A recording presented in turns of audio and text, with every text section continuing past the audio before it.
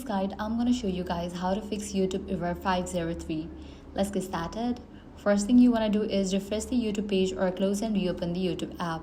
Sometimes the error is temporary and disappears after a simple refresh. Next thing you want to do is check your internet connection. Try opening other websites or apps to make sure your internet connection is working properly. If you're using Wi-Fi, consider switching to mobile data or vice versa.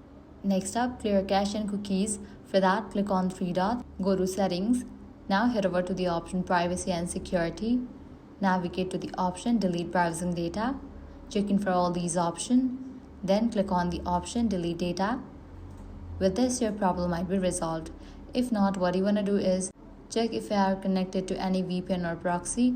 For that, navigate to this section, extensions. From here, you can easily disable or remove any suspicious extension or the VPNs and ad blockers. Next thing you want to do is update the browser that you are using for the YouTube.